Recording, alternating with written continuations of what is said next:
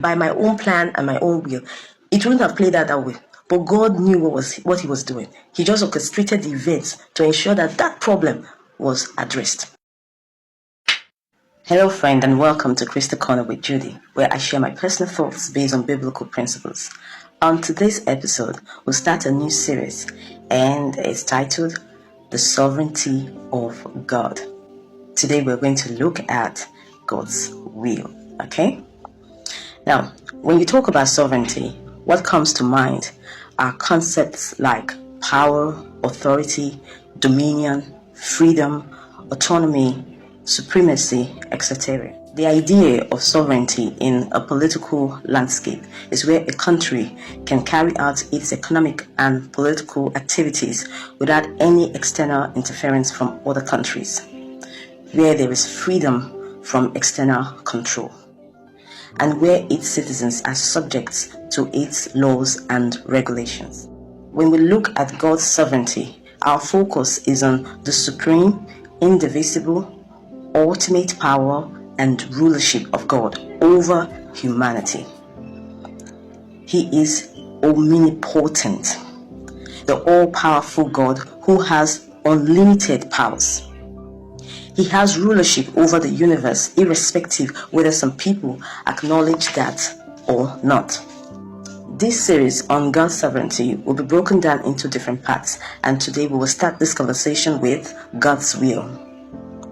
Looking at God's will in relation to God's sovereignty, His will is universal and cannot be watered down by the dictates of people or any organization.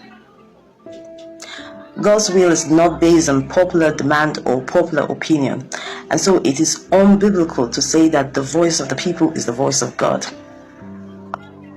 Remember, when the Israelites cried to Prophet Samuel that they wanted their own king like other nations, God was not pleased. Although he conceded to their demands, he warned them of the consequences. God's will is not based on the principle of democracy. God's will is an embodiment of the fact that he is omniscience, which means that he is all-knowing. He knows the past, the present, and the future. This attribute of God is what informs his will over our lives, and so he orchestrates events in our lives. Because he saw today, yesterday, and he has seen tomorrow and today. Even at that, he's not bound by time. As he chooses, he can work within time and outside time. Also, today, yesterday, and God has already seen tomorrow and today. There was a day I called my brother and I wanted him to come and repair my car because my car was giving me an issue. Now, we had planned that he was going to come earlier that day, but he didn't. He came pretty late, and the repairs of the car started very late. So I had to wait in the office for a very long time before he finally brought the car from the mechanic shop.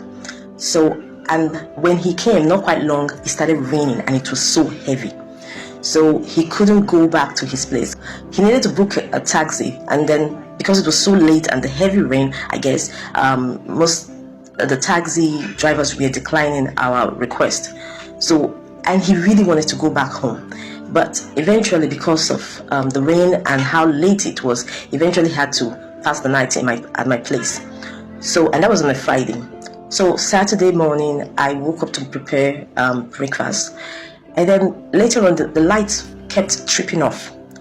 So I just thought it was maybe a problem from the electrical power supply or something.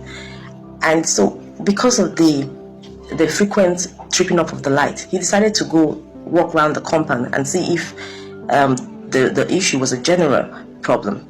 And then he came back and he said, it's only your flat that has that problem. Every other flat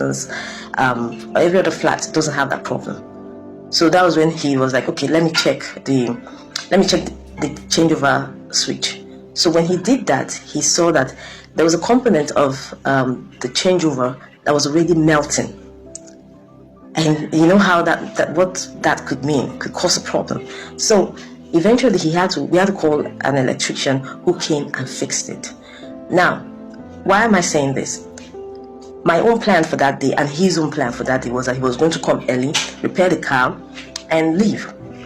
But that didn't happen. It didn't happen as we had planned. Every other thing just started working out. Okay, the car came very late, and then the rain came. It was so heavy, and then we couldn't get a taxi to take him to his place. And then eventually he had to pass the night in my place, and that was the reason, because he was around, was the reason we got to detect the problem, the electrical fault. And who knows, it could have caused more harm. So if